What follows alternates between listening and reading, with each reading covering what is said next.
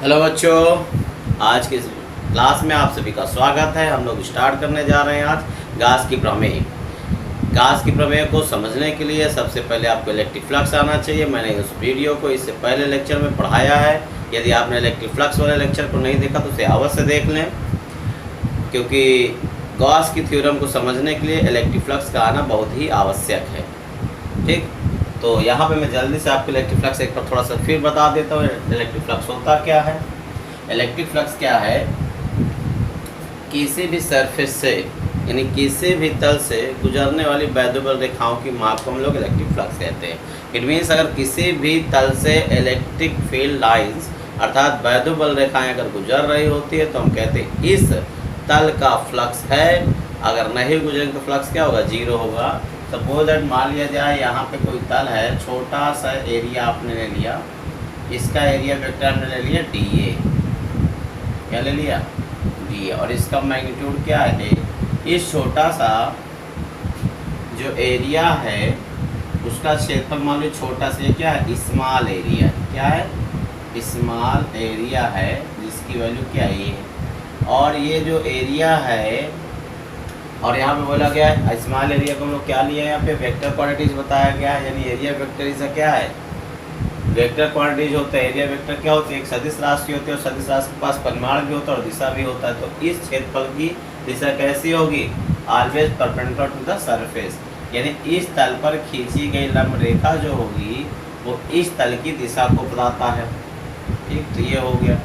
अगर मान लिया जाए इस सरफेस से कोई इलेक्ट्रिक फील्ड लाइंस की और ऐसे गुजर रही है, यानी ये वैद्युत बल रेखाएं ऐसे गुजर रही हैं। ये क्या है? वैद्युत बल रेखा या वैद्युत क्षेत्र की दिशा भी कह सकते हो। ठीक, इस तरह से गुजर रही है और इनके बीच में एंगल क्या है? थीटा है। तो इस तल से गुजरने वाला जो फ्लक्स होगा थोड़ा सा होगा, क्योंकि एरिया यहाँ पे क्या है? बहुत ही छोटा है। तो इलेक्ट्रिक फ्लक्स भी क्या होगा? बहुत ही थोड़ा होगा, क्योंकि छोटे एरिया से जो गुजरने वाली वैद्युबल रेखाएं होंगी बहुत कम होगी, इसलिए इस तल से गुजरने वाला फ्लक्स भी क्या होगा? कम होगा। तो इसे हम लिख सकते हैं d phi equal A into D A cos theta, और इसे हम लिख सकते हैं vector E dot vector D A भी लिख सकते हैं। ठीक, यहाँ पे थीटा लास्ट वीडियो में यहाँ बताया गया कि थीटा क्या होता है। यहाँ पे थीटा जो होता है इलेक्ट्रिक फील्ड ए और एरिया वेक्टर के बीच का कोण होता है। एरिया वेक्टर यानी कि तल की दिशा के बीच का कोण होता है। तो ये फार्मूला आपको याद होना चाहिए। किसी भी स्मॉल एरिया से पास होने वाला जो इलेक्ट्रिक फ्लक्स होता है वो क्या होगा? EDA cos theta. ये किसी भी तल से गुजरने वाले वैद्युत फ्लक्स की माप याद करने के लिए सूत्र होता है। ये लास्ट वीडियो में आपको बताया गया था, इसको चलिए लास्ट वीडियो में आप जरूर पढ़ लीजिएगा। अब हम लोग पढ़ने जा रहे हैं गॉस थ्योरम। क्या पढ़ेंगे? आज का जो लेक्चर होगा तो कॉपी और पेन निकाल लीजिए, लिखने के लिए तैयार हो जाओ और नोट्स बनाना आप सीखें।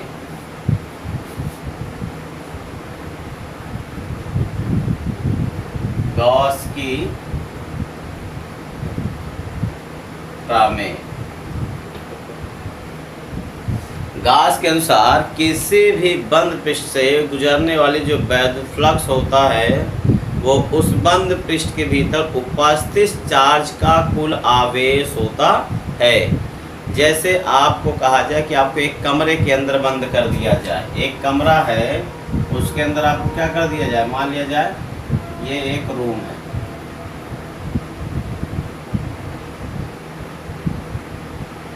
और इसके अंदर आपको बंद कर दिया गया है। ठीक, और आपको मान लिया जाए चार्ज। क्या मान लिया जाए? आपको चार्ज मान लिया जाए।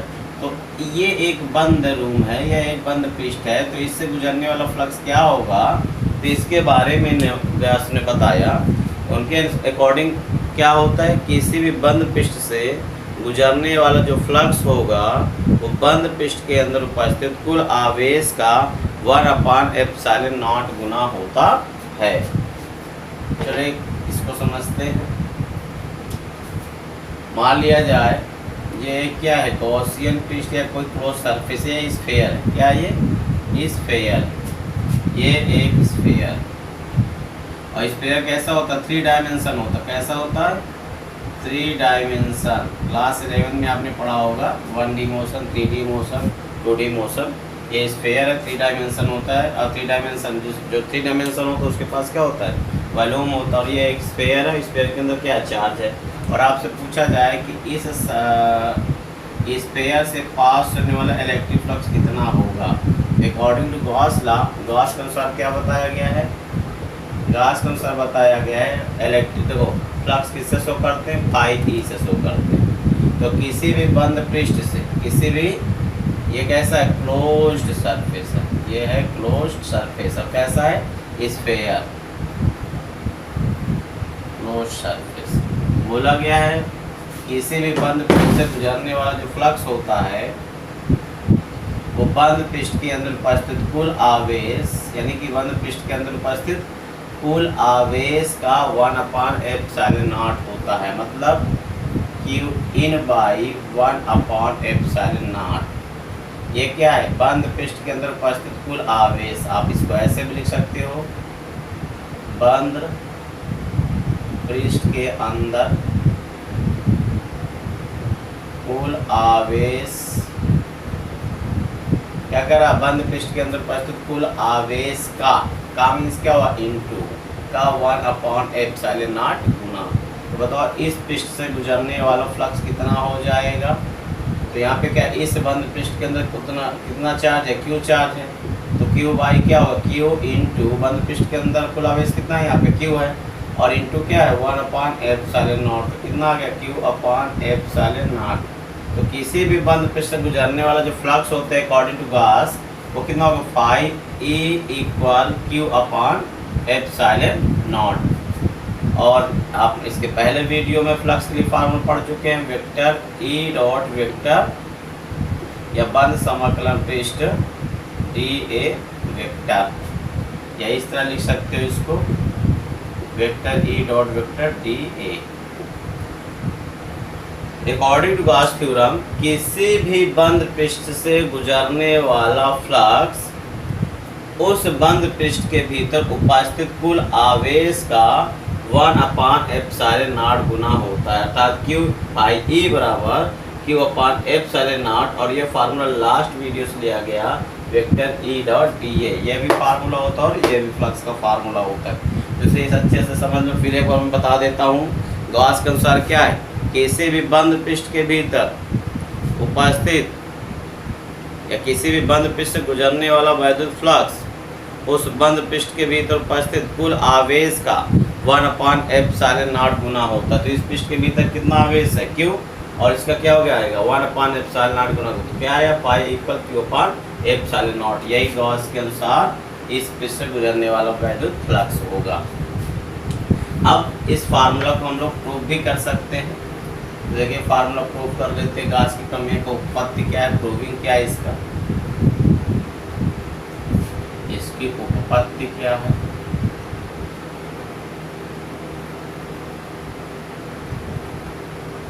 इसकी उत्पत्ति क्या है, प्रूफ क्या है।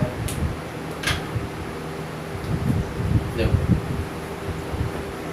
मान लेते हैं यहाँ पे क्या है, चार्ज।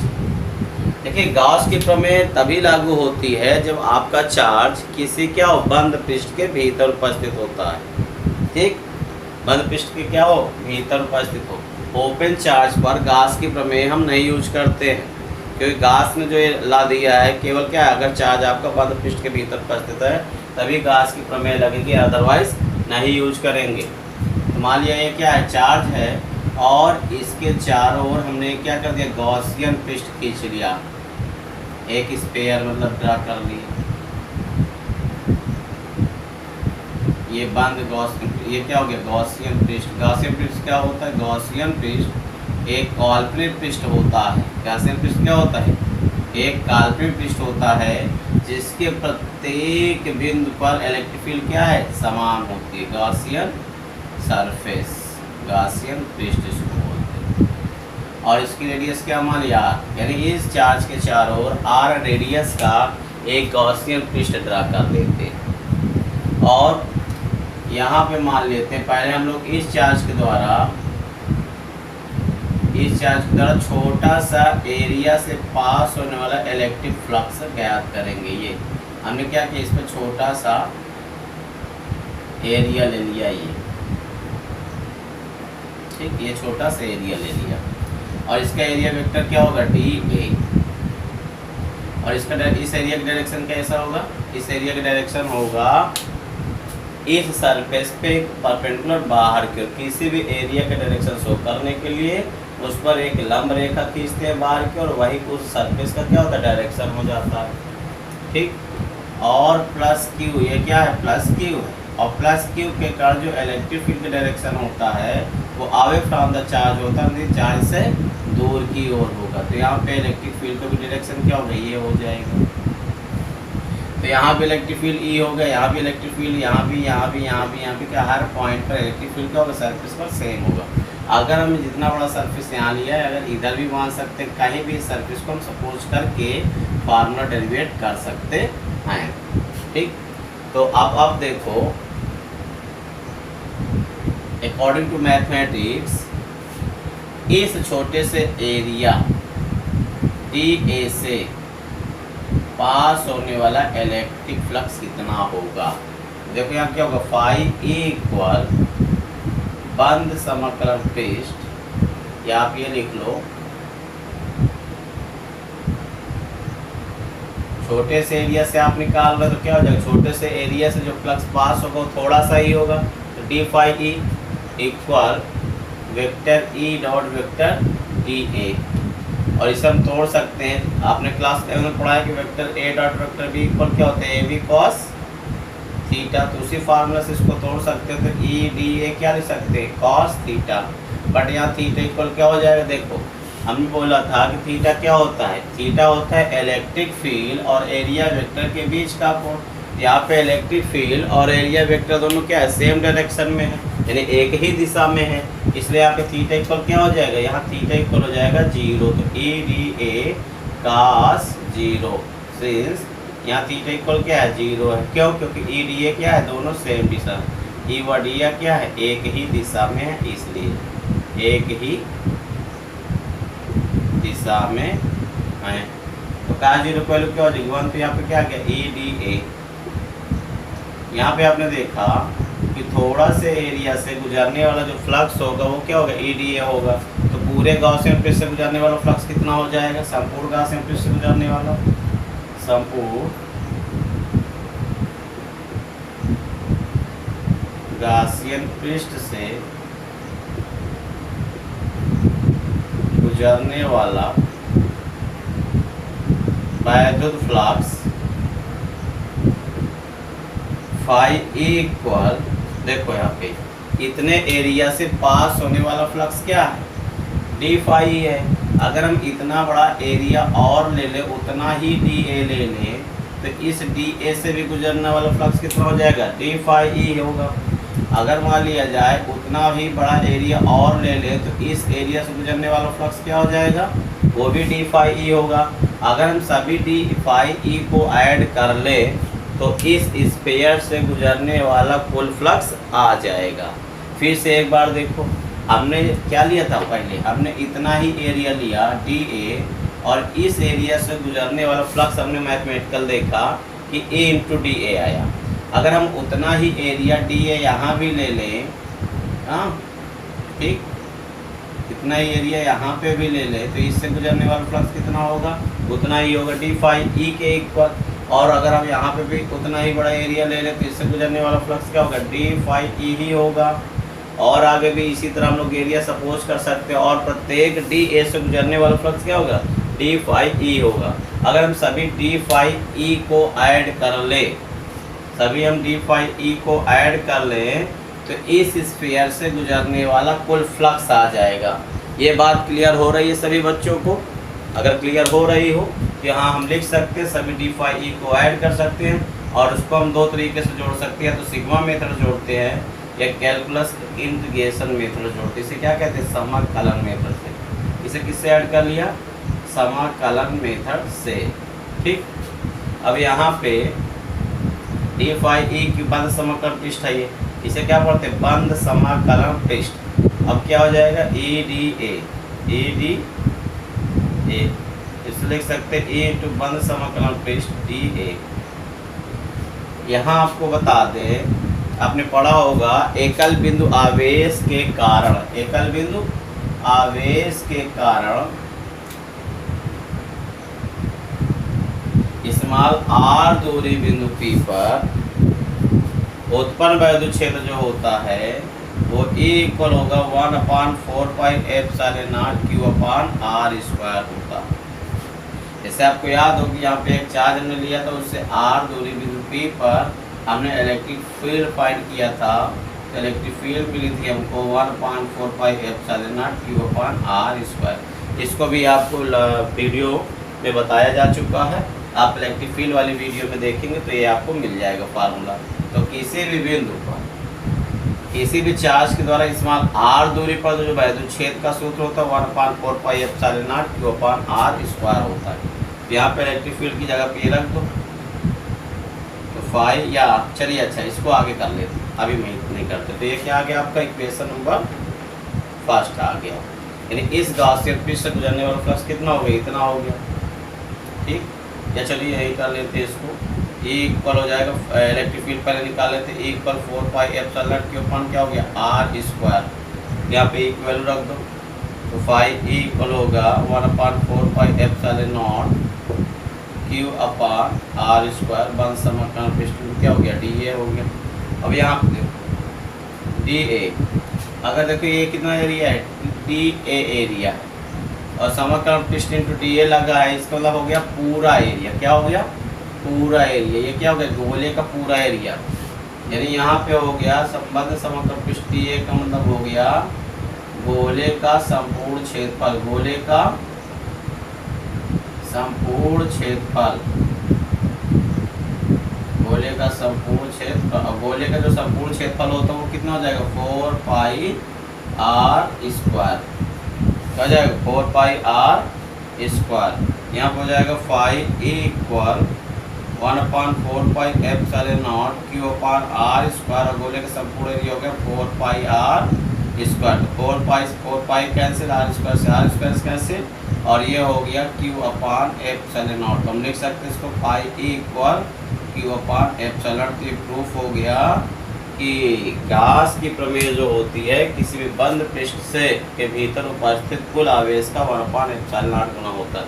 यहाँ पे आपने देखा कि जो फ्लक्स आया उसके उस फार्मूले में r तो है ही नहीं, जो आपने r रेडियस का इधर क्या लिया था, स्क्वायर लिया था, वो क्या r तो है ही नहीं। इसका मतलब क्या हुआ कि किसी भी बंद पृष्ठ से गुजरने वाला फ्लक्स जो होता है ठीक उस पर डिपेंड नहीं करता, यानी कि क्लोज्ड सरफेस जो होगा, बंद पृष्ठ जो होगा, इस पर फ्लक्स डिपेंड नहीं करता है कि इसका जो स्फीयर छोटा है या बड़ा है, छोटा है या बड़ा है, इस पर डिपेंड नहीं करता। क्लोज सरफेस की साइज पर डिपेंड नहीं करता कि फ्लक्स कम होगा या ज़्यादा होगा, यानी कि flux do not depend on close surface. यानी फ्लक्स जो है किसी भी बंद पृष्ठ से गुजरने वाला जो फ्लक्स होता है वो बंद पृष्ठ के आकार पर डिपेंड नहीं करता, उसके साइज पर डिपेंड नहीं करता। इसे आप लोग जल्दी से नोट कर लो। तो इस पर हम लोग कुछ एप्लीकेशन पढ़ेंगे और इसके संबंधित कुछ न्यूमेरिकल्स करते हैं।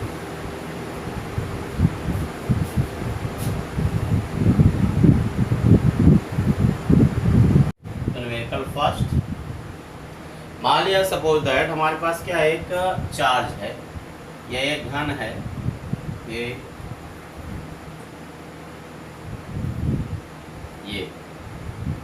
एक यहाँ पे क्या घना का और बॉक्स है मान लो मेटल का, और इसके सेंटर ये क्या है, इसके सेंटर पे एक चार्ज क्यों रखा हुआ है, एक चार्ज क्या रखा हुआ, क्यों रखा हुआ है। तो आपसे पूछा जा रहा है, पहला क्वेश्चन ये है कि इसके या घन से गुजरने वाला फ्लक्स याद करो, घन से गुजरने वाला फ्लक्स बताओ, फ्लक्स बताओ, पहला क्वेश्चन। दूसरा क्वेश्चन ये पूछा जा रहा है घन के एक पृष्ठ से गुजरने वाला फ्लक्स बताओ, घन के क्या कह सकते हो, प्रत्येक पृष्ठ से गुजरने वाला फ्लक्स ज्ञात कीजिए, फ्लक्स ज्ञात कीजिए। ये दो क्वेश्चन आपसे पूछा गया। यहाँ पे क्या है, एक घन है और घन के सेंटर पे एक चार्ज क्या रखा है, क्यू रखा हुआ है, और आपसे पूछा जा रहा है इस घन से गुजरने वाला फ्लक्स बताओ। दूसरा क्वेश्चन ये है कि घन के प्रत्येक पृष्ठ से गुजरने वाला वैद्युत फ्लक्स बताओ। 1 मिनट वीडियो को पास करके आप क्वेश्चन सॉल्व करो, फिर उसके बाद मेरे आंसर से अपना आंसर मिलाओ। ओके स्टूडेंट्स, ठीक। तो हम यहाँ पे हल कर रहे हैं इसको। देखो कैसे हल करते हैं इस टाइप का क्वेश्चन। इसे हम गाउस की प्रमेय के आधार पर सॉल्व करेंगे। यहाँ पे देखो गाउस की, यहाँ पे पूछा गया पहले फ्लक्स, आपसे पूछा गया पहला क्वेश्चन क्या पूछा गया, घन से गुजरने वाला फ्लक्स।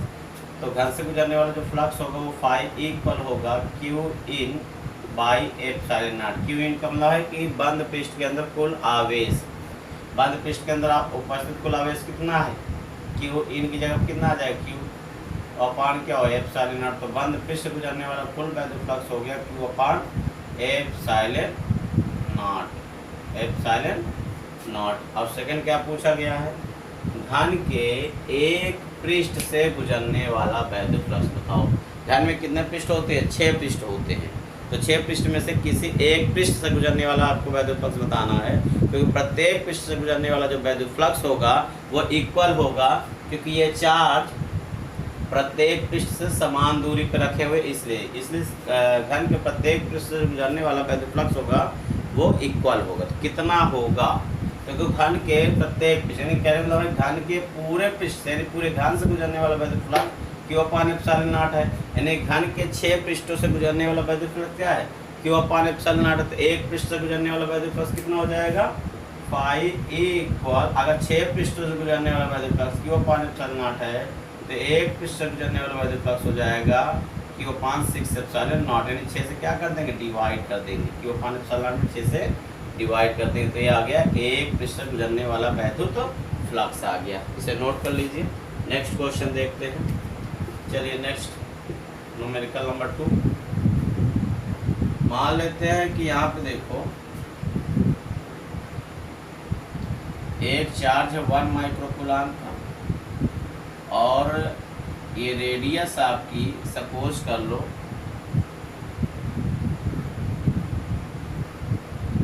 2 सेंटीमीटर। कितनी है, 2 सेंटीमीटर।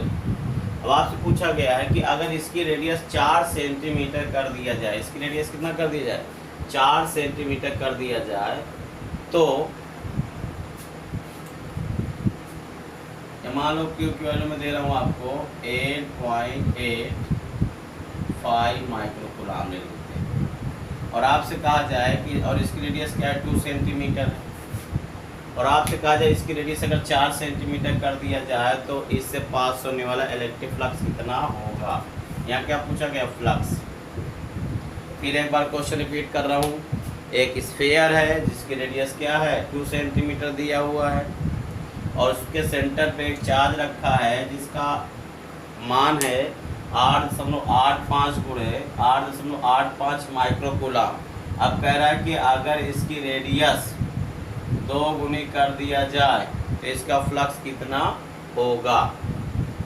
रेडियस 2 गुना कर दिया जाए, रेडियस 2 गुना का मतलब 4 सेंटीमीटर कर दोगे तो फ्लक्स कितना होगा। तो देखो अगर साइज को छोटा या बड़ा करोगे, ठीक, साइज को जैसे 2 सेंटीमीटर उसको 4 सेंटीमीटर का रेडियस कर दोगे, साइज क्या हो गया, बड़ा हो गया। तो साइज इस 4 सेंटीमीटर वाले स्फीयर से गुजरने वाला फ्लक्स कितना होगा आपको बताना है। तो अभी इससे पहले जो आपको थ्योरी बताई गई है उसमें बताया गया था कि साइज ऑफ द स्फीयर या size of the close surface वो फ्लक्स, उस पर फ्लक्स डिपेंड नहीं करता। अभी जितना उसका फ्लक्स होगा उतना 4 सेंटीमीटर से भी गुजरने वाला फ्लक्स होगा। देखो यहाँ पे फाई इक्वल फार्मूला क्या होता है, क्यू अपान एप्सिलॉन नॉट। तो क्यू इक्वल यहाँ पे कितना दिया, 8.85 इंटू माइक्रोकूलम में है, इसे आप चेंज करके लिख सकते हो क्यू इक्वल 8.85 माइक्रोकूलम है, इसे आप लिख सकते हो 8.85 इंटू 10⁻⁶ कूलम। चेंज कर लेते हैं इसको। यहाँ पे क्यू इक्वल हो गया 8.85 इंटू 10⁻⁶ कूलम, और इसकी भी वैल्यू क्या हो गया 8.85 इंटू 10⁻⁻ कितना हो गया 12।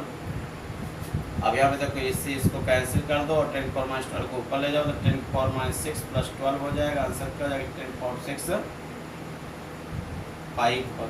इसकी यूनिट क्या लिख सकते हैं, वोल्ट इंटू मीटर, या लिख सकते हैं न्यूटन इंटू मीटर स्क्वायर पर कूलम यूनिट पे। तो फ्लक्स कितना आ गया, इतना। अब रेडियस को अगर मान लिया 2 गुना कर देते हो आप, इसकी रेडियस क्या कर देते, 2 गुना यानी 4 सेंटीमीटर कर देते हो, तो क्या फ्लक्स इतना ही होगा? जी हाँ, फ्लक्स इतना होगा। क्यों? क्योंकि ये बताओ, ये चार्ज रखा हुआ है और चार्ज से आप सब लोग जानते हो लाइनें निकलती हैं। चार्ज से सभी दिशाओं में क्या होती, लाइनें निकलती हैं। अब हमको बताओ, जब चार्ज स्फीयर इसका जो छोटा था, जब 2 सेंटीमीटर रेडियस ही थी, तब उससे 1 2 3 4 5 6 7 लाइनें निकलती थी। बड़ी हो गई तब भी तो उससे क्या हो रही है, 7 ही लाइन निकल रही है, और जितने लाइन अब छोटे वाले से निकल रही थी उतने ही लाइन बड़ी वाले से निकल रही है। तो फ्लक्स दोनों का क्या होगा, सेम होगा। क्योंकि फ्लक्स होता क्या है, किसी भी पृष्ठ से गुजरने वाली वैद्युत रेखाओं की माप होती है। अगर 7 इससे भी निकल रही है, 7 इससे भी निकल रही है, तो दोनों पृष्ठ से वैद्युत फ्लक्स क्या होगा, सेम होगा। अर्थात क्लोज्ड सरफेस का साइज या आकार पर डिपेंड नहीं करता फ्लक्स।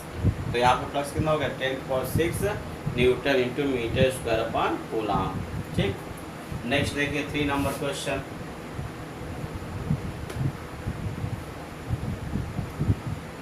इसे नोट कर लीजिएगा सभी लोग और क्वेश्चन अपने से सॉल्व करने का प्रयास करो। Question number 3 numerical 3।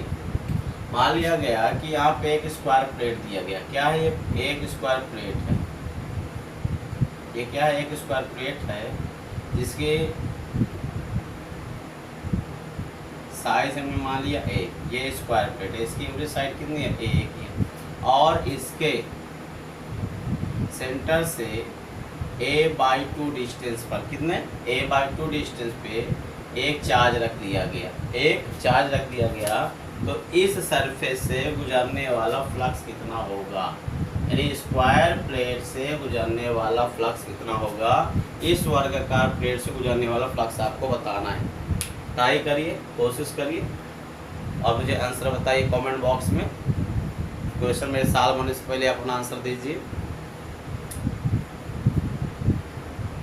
चलिए ट्राई कर लिया आप लोगों ने। चलो देखो यहाँ पे क्वेश्चन को देखो। सबसे पहले हमने क्या किया, देखो ये चार्ज कैसा है, ये ओपन में रखा हुआ है, ये बंद पृष्ठ के अंदर नहीं रखा हुआ। तो सबसे पहले हम क्या करें, इस चार्ज को बंद करें। तो इस चार्ज को कैसे बंद करेंगे, जैसे मान लीजिए ये एक प्लेट था, स्क्वायर प्लेट मान लो इसको, ये एक स्क्वायर प्लेट है और इसके सेंटर से मान लीजिए साइड ए थी, तो a/2 दूरी पर यहाँ पे कहीं चार्ज रखा हुआ है। तो अब इस चार्ज को हमने क्या करना है, बंद करना पहले, तभी गॉस का लग सकेगा। तो पहले इसी तरह का एक प्लेट इधर लगाएंगे, इधर लगाएंगे, इधर से लगाएंगे और इधर लगाएंगे, और ऊपर से एक प्लेट लगाकर पहले इसको क्या करेंगे, ढकेंगे। तो स्क्वायर प्लेट है तो चारों तरफ से हमने एक तरफ से लगी, 5 तरफ में क्या करना होगा, स्क्वायर प्लेट लगाना पड़ेगा, तब ये चार्ज क्या होगा, बंद होगा।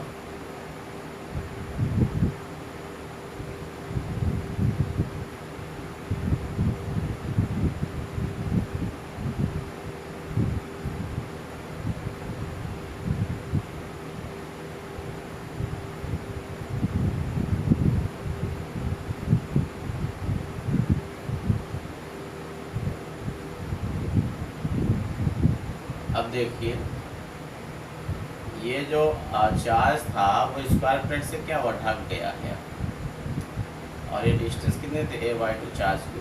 अब देखो इस प्लेस, अब क्या ये घन साइज का हो गया, तो इस पृष्ठ से पूछता है, तो पूरे अगर घन से गुजरने वाला फ्लक्स पूछता तो 5 पर क्या है, Q/ε0।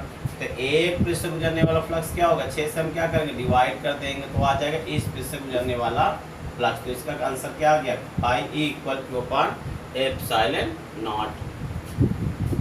न्यूमेरिकल 4।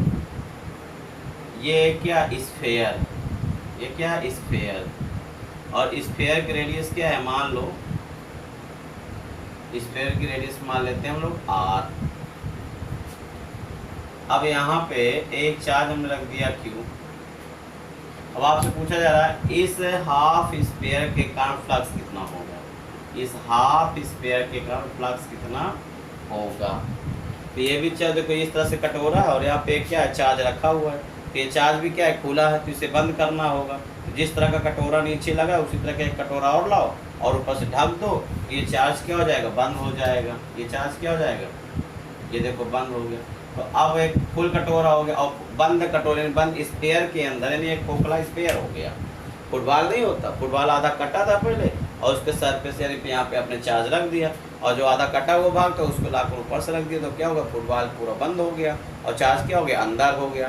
तो अब अंदर फुटबॉल के अंदर कितना चार्ज है, केवल एक ही चार्ज है। तो फ्लक्स के अनुसार यानी कि गास के अनुसार क्या हुआ, फाई इक्वल Q/F0। लेकिन हमें क्या करना, पूरे फुटबॉल से गुजरने वाला फ्लक्स नहीं निकालना, क्योंकि लाइन इधर से भी जा रही, इधर से भी जा रही, इधर से भी जा रही, इधर से भी जा रही, और वही लाइन इधर से भी गुजर रही, इधर से भी गुजर रही, यहाँ से भी गुजर रही और इधर से भी। तो हमें आधे नहीं आधे से निकालना। तो पहले यहाँ पे देखो, अगर पूरे से बात किया जाए तो कितना 8 लाइन गुजर रही है और आधे से बात की जाए तो कितनी लाइन गुजर रही है, 4 लाइन गुजर रही है। तो फ्लक्स क्या हो गया, आधा हो जाएगा। फ्लक्स क्या हो जाएगा, आधा। अगर पूरे से पूछा था होता यहाँ तो इनफाइनाइट लाइन गुजरेंगी, लेकिन समझाने के लिए मैंने क्या किया कि कुछ लाइनें ड्रा किया। तो आप देखो पूरे से 8 गुजर रही है और आधे कहा जाए तो 8 का क्या हो गया, आधा हो गया। तो यहाँ पे चार्ज कितना रहा है, Q है। तो पूरे से गुजरने वाला फ्लक्स क्या होगा, Q/ε0। तो आधे से अगर बात की जाए तो क्या होगा, 2 से डिवाइड कर देंगे तो Q इक्वल क्या हो गया, Q/2ε0। ये 4 क्वेश्चन दिए गए, आपको बताए गए। अगला और क्वेश्चन अपने से ट्राई करिए, आपके पास जो भी बुक हो उससे लगाइए, क्वेश्चन सॉल्व होंगे आपके श्योर। लेकिन नेक्स्ट क्वेश्चन है क्वेश्चन नंबर 5। ये इलेक्ट्रिक फील्ड है, ये एक समान यानी क्या, ये यूनिफॉर्म इलेक्ट्रिक फील्ड है, uniform electric field, uniform electric field है। और इसमें एक सिलेंडर रखा हुआ, क्या रखा हुआ है, एक सिलेंडर रखा हुआ है। और पूछा जा रहा है कि इस सिलेंडर से पास होने वाली इलेक्ट्रिक फ्लक्स कितना होगा, यानी इस सिलेंडर से यानी इस बेलन से पास होने वाला फ्लक्स कितना होगा, इस बेलन से पास होने वाला फ्लक्स कितना होगा। तो देखो इसे, इस क्वेश्चन को कैसे सॉल्व करते हैं। ठीक, मान लेते हैं इसका एरिया कितना है, इसका एरिया है A।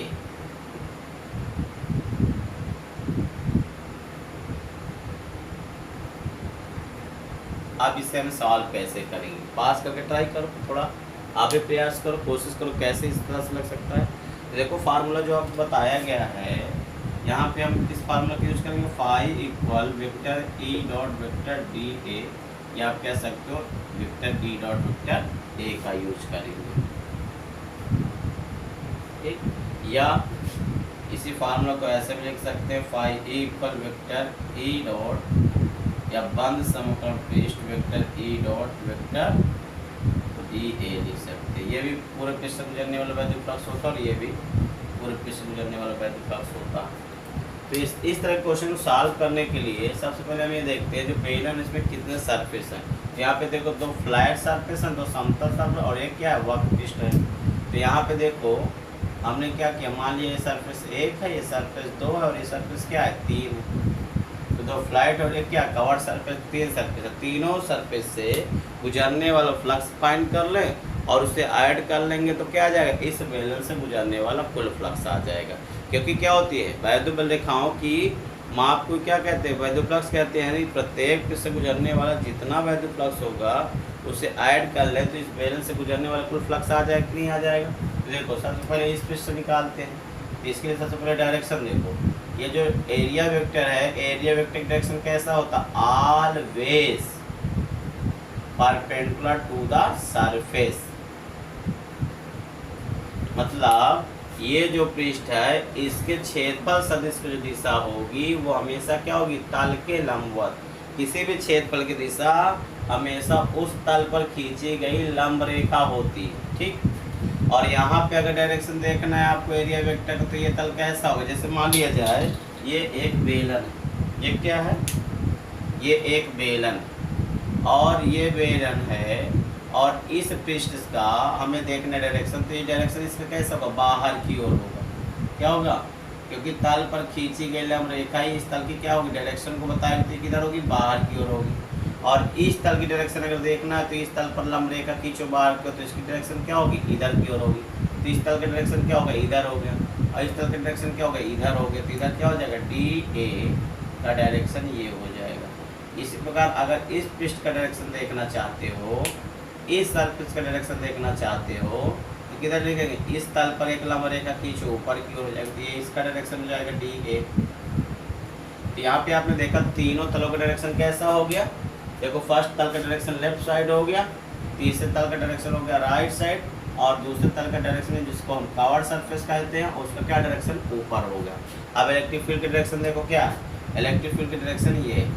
तो देखो यहाँ पे फुल फ्लक्स निकालते हैं, पहले पृष्ठ से गुजरने वाला जो फ्लक्स होगा हमने लिख दिया E1 vector E dot vector DA, यहाँ कर लेते हैं पाई इक्वल बंद समकलन पृष्ठ 1 into vector E dot vector DA plus दूसरे पृष्ठ से गुजरने वाला वैद्युत फ्लक्स, यहाँ 2 लिख दिया, तो vector E dot vector DA plus तीसरे पृष्ठ से गुजरने वाला वैद्युत flux vector E dot vector DA।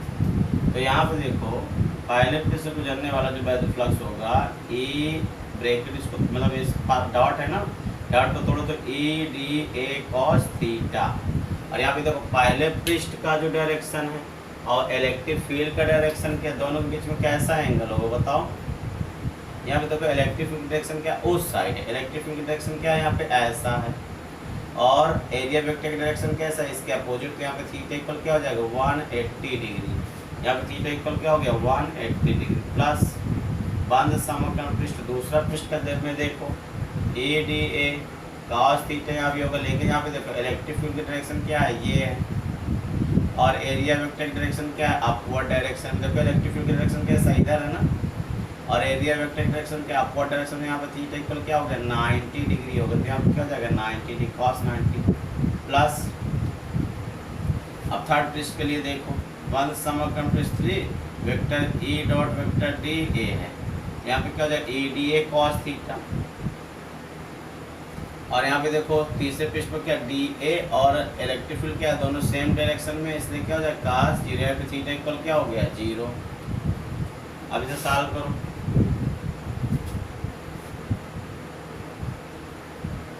यहाँ पे देखो cos 180 डिग्री की वैल्यू क्या होती है -1, हो जाएगा -5 इंटू EDA, और cos 90 की वैल्यू क्या हो जाएगा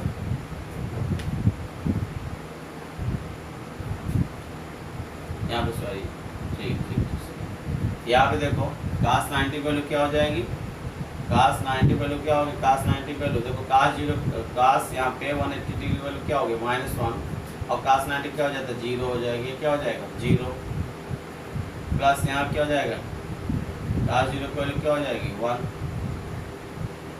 तो EDA और cos 0 की वैल्यू 1 हो जाएगी, प्लस में हो जाएगा। देखो ये निगेटिव और ये क्या है प्लस में है, तो इसका आंसर क्या हो जाएगा 0, क्या हो जाएगा 0। तो इस बैलेंस से गुजरने वाला वैद्युत फ्लक्स होगा वो क्या हो जाएगा 0 आ जाएगा, तो इसका आंसर क्या हो गया 0। क्लियर है स्टूडेंट्स। हमने इसको क्या किया EDA cos थीटा वाले फार्मूले से लगाया, जहाँ पे चार्ज क्यू दिया हो उसे आप phi equal q upon epsilon naught से लगाओ, और जहाँ पे इलेक्ट्रिक फील्ड दिया होता है उसे इस फार्मूले से सॉल्व करते हैं। तो इस टॉपिक को नोट कर लीजिए। इसके अगली वीडियो में हम लोग पढ़ेंगे एप्लीकेशन ऑफ गॉस लॉ, यानी गॉस के प्रयोग के अनुप्रयोग, गॉस के प्रमेय के अनुप्रयोग पढ़ेंगे। तो बढ़िया से मेहनत करते रहिए और मन लगा कर के पढ़ाई करिए। Thank you.